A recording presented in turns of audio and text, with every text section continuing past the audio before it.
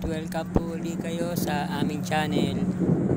Nasa may bandang Manila Bay tayo ngayon sa tabi ng Manila Ocean Park at malapit sa Quirino Grandstand. USS Harper's Ferry LSD-49 is the lead ship of her class of landing ship dock of the United States Navy.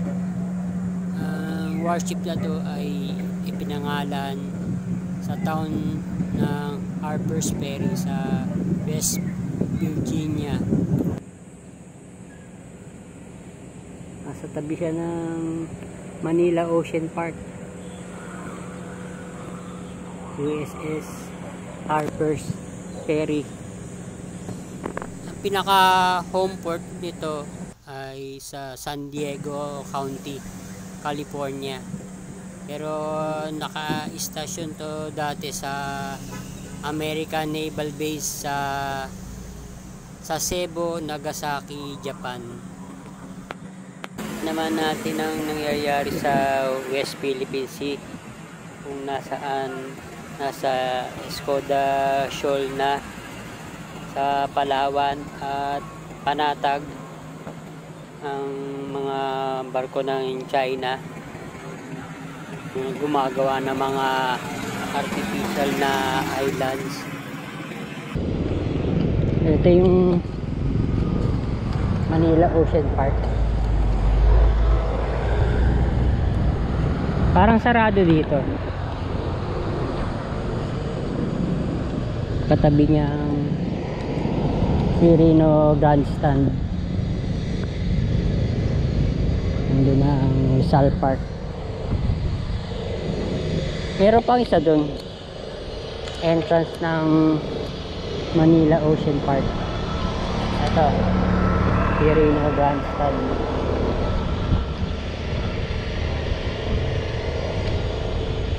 Ang kulay ano siya, brown at beige o dirty white.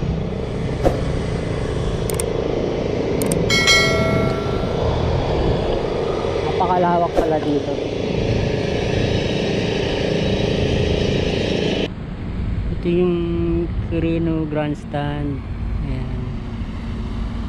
At dito sa kanan ng Rizal Park at Rojas Boulevard.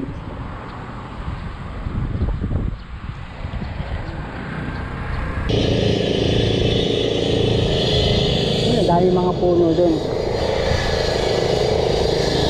As nandun ang CR.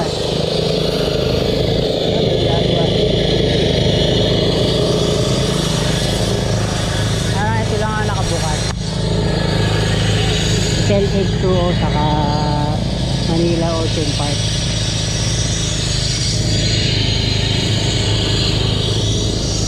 Ginagawa pala yung ano dito, drilling.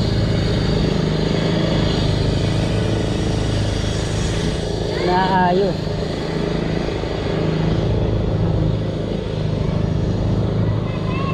Sana ginawa na nilang 3 line. Ganito kalalaki yung mga tubo. Ito yung harbor view.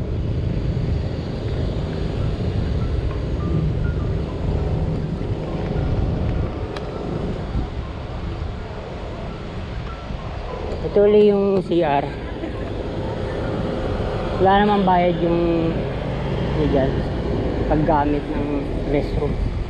CR.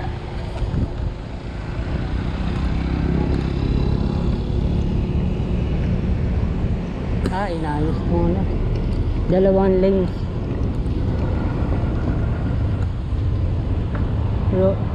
Rizal Park Hotel. Ito pala, Army and Navy Club 1911 ang nakalagay. Ang ganda. Rizal Park Hotel.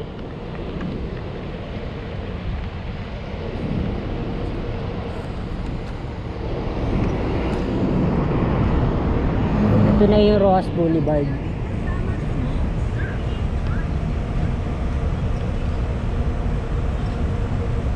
Grabe palang lawak dito, parang nasa 4 lanes both sides. Sal Park na yung nandun sa kaliwa. May signage ng Hotel HQ at Ocean Park. Residence at the LPG Quirilos Grandstand. Nakakala kayo ng mga nagdadaan truck dito.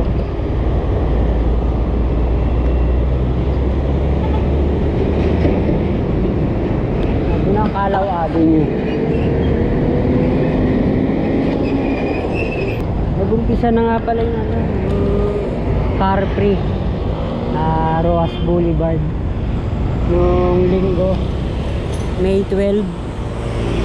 Ang sakop niya wala Padre Burgos Avenue hanggang sa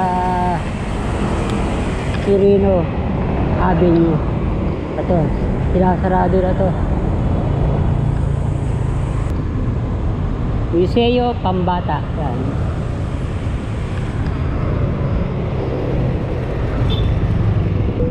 United Nations Avenue na to, UN Avenue na. Ito, tingnan natin. Children's Museum. Yun. Ganda ng mga ano dito ah. Mga puno, may mga ano, balot iba-ibang kulay. Ayan, kasi Pambata. Ayan, pinipinturahan ng harapan.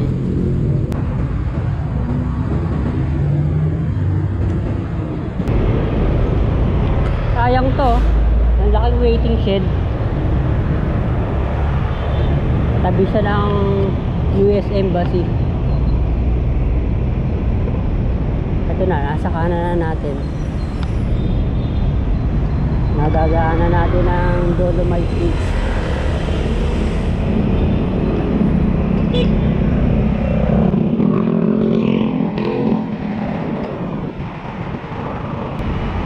Tuwing Sunday lang nakasarado. So 5 AM to 9 AM. Pwede mag-jogging, pwede mag-bisikleta, pwede maglakad lang para makapag-exercise naman at mapawisan. Haba ng pila. Consular entrance.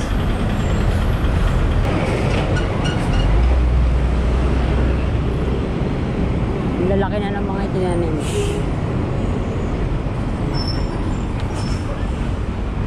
Calesa. Ito exit point. Calesa. Andun na ang entrance. Na-maintain naman na buhay yung mga halaman. Wala na yung mga ano dito, no? Mga tao. Ito yung pinaka entrance nya. Hindi nga alam pwede ipasok yung mga bike sa loob. Manila Baywalk, Dolomite Beach. Hindi pa rin ito nabubuksan yung public restroom. Tagal na yan.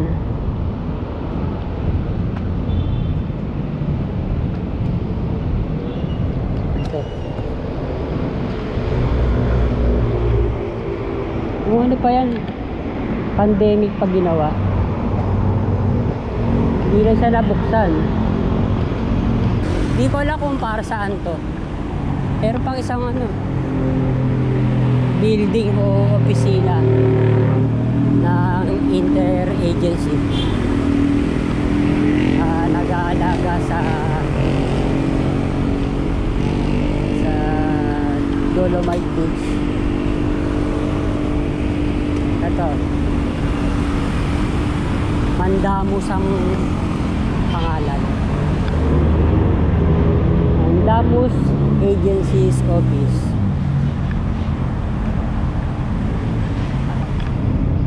Ang sarap mag-bike at maglakad dito. Simula siguro nung nilagyan ng bakod. Hindi na pinuntahan ng mga tao. Ito lang ang makikita natin. Ayan.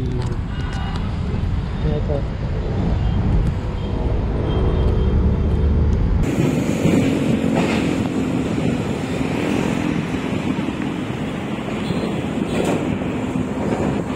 Ito na yung naayos dati. Nilagyan ng mga vegan tiles.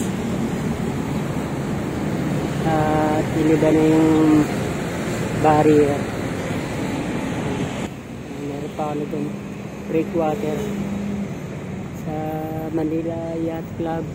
At nandun na Manila Bay Reclamation. Yun na yung mga isla, mga buhangin. Dalawa lang ang nabigyan ng go signal para pagpatuloy ang reclamation.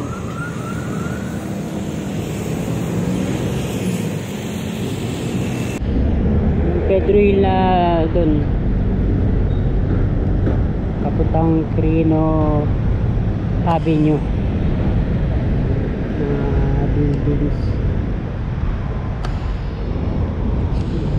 Wala yung mga vendors. Bagay din itanim dito ang Palawan cherries, mga bonggambillas. Para ka na talaga nasa beach. Tinanggal na rin yung ano dito, planting strip. Wala na sa gitna dito. Wala na. Sinemento na.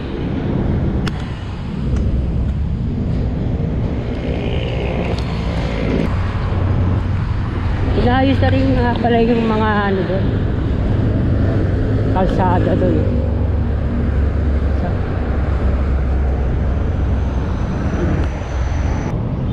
Dito na nakapwesto ang mga vendors.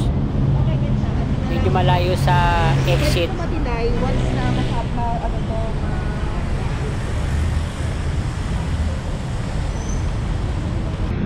Pwede pa mag-park dati dito eh. May bantay dati. Ngayon wala na. Papasok sana ako. Sana maano pa to. Maayos pa to. Sira-sira pa tong dito eh. Patwalk.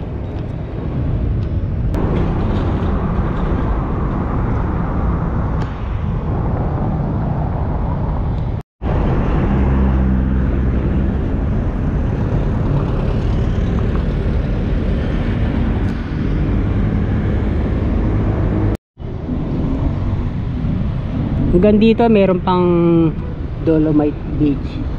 Yan, may mga buhangin pa. Mabuti na lang talaga na ipaayos to ni Secretary Simato at ni President Rodrigo Duterte. Ayan, maganda na ngayon. Naluma na pala yung mga ano dito, bang truck. Para may ginagawang ano doon, floodgate. Ayan.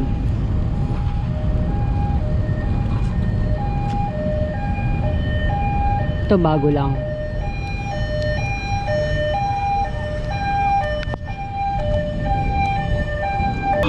Ito. Ayan.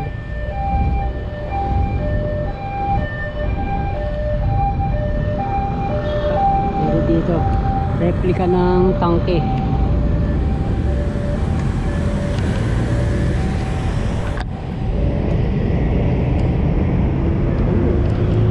Raha Sulaiman na yung nasa kabila. Ganda talaga pag meron baka green, mga puno, halaman.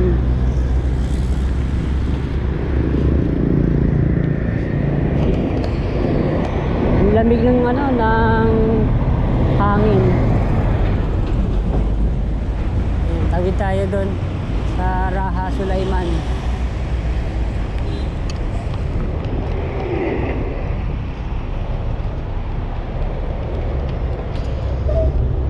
Puntahan natin itong Raha Sulaiman.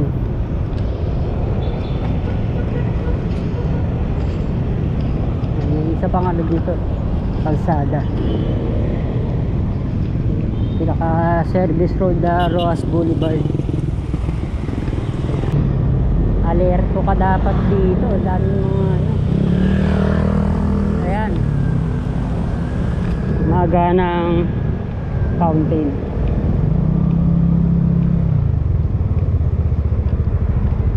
Nakalagay Manila Korea Town signage. Ito,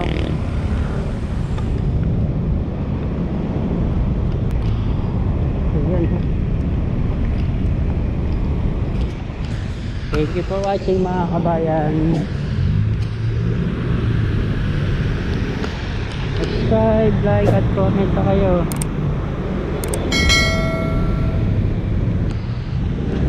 Meron din mga dito puno na namumulaklak ng kulay orange. Ito kahabaan na to meron. So ganyan. Ang dami. Ito na yung naayos na kalsada. Ginigiba pala dito. Yan, oh. Hindi ko alam ang pangalan nitong building. Luma na to.